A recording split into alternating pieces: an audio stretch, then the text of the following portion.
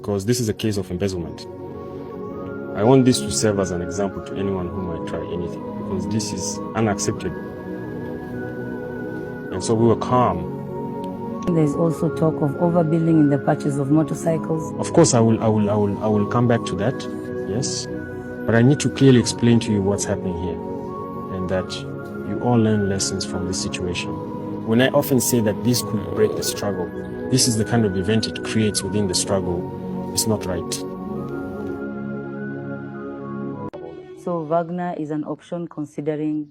Wagner, we already have our own Wagners. The VDPs we're recruiting, they're the first Wagners. So international cooperation and also sub-regional cooperation. Mr. President, what is the state of our relations with neighboring countries? So there have been whispers for some time that there might be some tension between Burkina Faso and Côte d'Ivoire, because Côte d'Ivoire, for instance, did not respond to Burkina Faso's invitation to the official opening of the International Handicrafts Fair. So many people are talking, in any case, about friction between the two countries, especially since it is believed that Côte d'Ivoire is close to France, and since France is now becoming more distant from Burkina Faso, people are quick to jump to conclusions. Can we know exactly what is going on? It is our duty to work between the two states so that these conclusions do not become reality. For now, regarding the CIAO, well, I can't tell you why he wasn't there. And concerning our relations with our neighboring countries, I can say that they are more or less good, because we are hoping for more cooperation, to be honest, especially on the security front. That's what interests us the most. It's important that everyone understands the stakes at this moment, that this isn't just Burkina's problem, it's an issue that will affect everyone, and that we should cooperate much more and join forces. Otherwise, overall, things are going well. The armies are cooperating well. Many operations are in the planning stages, while others are already underway with some neighboring countries, where we are even able to cross borders and enter each other's territories. As for the other aspects, I think it's up to us, the main leaders, to develop. In the heart of West Africa, a storm was brewing. The people of Burkina Faso had grown tired. Tired of broken promises, tired of stolen futures. Tired of watching their wealth disappear into the hands of the corrupt. Then, a man in military fatigue stood before the nation not to make more promises, but to make a stand. His name, Captain Ibrahim Traoré, a soldier, a patriot. And now, the face of a revolution against corruption.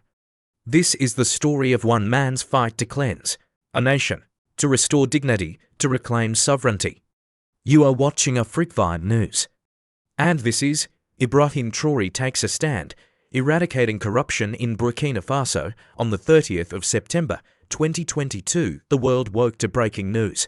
Burkina Faso once again had undergone a military coup, but this time it was different.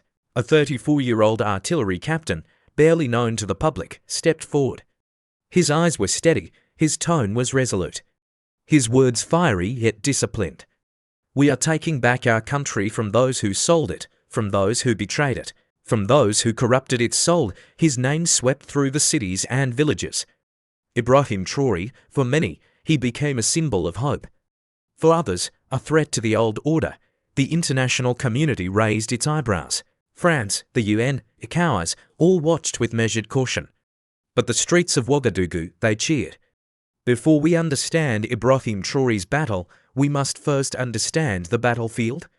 Burkina Faso has long suffered under the weight of corruption, from inflated mining contracts to phantom infrastructure projects, from smuggled gold to bribed elections.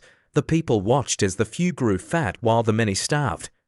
Transparency International's 2021 Corruption Perceptions Index ranked Burkina Faso 78 out of 180 countries, but those who lived the reality knew the problem ran deeper than numbers. Billions of CFA francs vanished yearly unaccounted, undocumented, unpunished. Hospitals without medicine, schools without teachers. Roads without asphalt. It wasn't just theft. It was economic violence, and for Captain Traoré, it became personal. Who is Ibrahim Traoré, really? Behind the uniform lies a doctrine shaped by frustration, fueled by history, and rooted in Pan-Africanism. Inspired by the legacy of Thomas Sankara, the revolutionary president who once walked the same streets, Traoré believes in African sovereignty, self-reliance, and popular mobilization. He speaks of dignité africaine, African dignity. He rejects the idea that Burkina Faso must beg for foreign aid while its soil holds gold, zinc, manganese, and more. We are not poor, he says, we are plundered. This ideology drives every anti-corruption policy he enacts. Not just to punish, but to rebuild the system from within. Once Traoré took the helm, the real war began not with guns, but with files, ledgers, ministries. One of his first acts as president was launching a forensic audit of the government budget from the past 5 years. What the audit revealed was shocking. Ministries reporting expenses for ghost projects, over 400 phantom employees found on payrolls, mining licenses awarded under suspicious circumstances often linked to foreign intermediaries and Burkina elites. The nation's gold-its pride had been siphoned. Between 2016 and 2022, it's estimated that over $1.7 billion in undeclared gold left the country via smuggling and shell companies. Contracts signed by former regimes handed over gold mining rights for pennies. Meanwhile, hospitals lacked gloves, schools lacked shares. For Traoré, these were not accidents, they were acts of betrayal. He issued a statement on national TV. Any public official who enriched himself while the people suffer will answer to justice. I will not protect thieves. That week, 5 former ministers were arrested. A message was sent. Traoré knew that punishing a few wasn't enough. He needed to uproot the culture of impunity that fed corruption. He dissolved several government agencies riddled with inefficiency and nepotism. In their place, he introduced the National Anti-Corruption Commission with independent oversight. A public asset recovery unit focused on tracing hidden wealth abroad, monthly public transparency reports broadcast nationwide. Each ministry now had to publish expenses, procurements, and project timelines. In just 4 months, his administration recovered over 95 billion CFA francs in misused or stolen funds. This was unprecedented in Burkina history.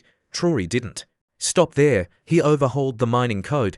New mining contracts now included 40% local ownership, 10% investment into community development, strict environmental impact audits. Multinational corporations pushed back. One Canadian mining firm threatened to withdraw. Traoré replied, "We will not cry over the departure of those who came to loot us." The message: Burkina Faso is open for business, but not for exploitation. No anti-corruption campaign can succeed without the trust of the people. Captain Traoré knew this well, so he brought the people into the process. Across the country, he launched town hall forums known as Citoyen Veille or Citizen Watch. Villages, students, traders, and women's groups gathered to voice concerns, flag misconduct, and suggest reforms. A mobile app, Burkina Alert, was introduced, allowing citizens to anonymously report corruption. Within 60 days, it had logged over 17,000 cases. In schools, civic education was revamped to include ethics, patriotism, and national history. Teachers were paid on time, soldiers received ration increases. For the first time in decades, people began to believe, we have a leader who listens. On the streets of Ouagadougou, a new chant emerged, Le Peuple Veille. Le Capitaine Veille, the people watch. The captain watches, but power does not surrender easily. Traoré's crackdown stirred deep resentment among entrenched elites. Former ministers, disbanded security chiefs, and foreign lobbyists began plotting quietly. ECOWAS, under pressure from France and the EU, issued statements criticizing authoritarian drift. Sanctions were whispered. Aid was withheld. Western diplomats warned of isolation. Traoré remained unmoved. If being sovereign is a crime, then let me be guilty. In early 2023, several assassination plots were uncovered. Arrests were made. Fake news campaigns flooded social media claiming mismanagement, stoking tribal tension, and alleging human rights abuses. But Traoré leaned into transparency. He opened investigations. He invited international observers. Each lie exposed only fueled more public support. The people had chosen a side. Traoré's revolution did not stay within borders. In Mali, young soldiers cheered his name. In Niger, Demonstrators waved his photo beside Thomas Sankara's, and new alliance formed, Burkina Faso, Mali, Niger together. They created the Alliance of Sahel States EAS, a regional bloc rejecting foreign control, pledging mutual security, and defending internal governance. Traoré spoke to Pan-African youth directly. We are not against the West, we are against being ruled. In Accra, Abidjan, and Dakar, youth began to question their own leaders. What was once a national campaign had become a continental wave. A rebellion not of bullets but of consciousness. Corruption is not just a disease, it is a predator. It hides in smiles, it dresses in suits, it signs deals in quiet rooms. And for decades, it fed on Burkina Faso. Then came a captain not perfect, not polished, not rich, but fearless. Ibrahim Traoré did not just speak of justice, he chased it. He took on a system built to resist change. He risked his life to return dignity to the people. Some say it is too soon to judge. That power will corrupt him too perhaps, but in this moment right now Burkina Faso has a leader who stands, not kneels. A leader who reminds Africa, integrity is not a slogan. It is sacrifice, and that ... is why the world watches. This has been a Frickfied News. Thank you for watching.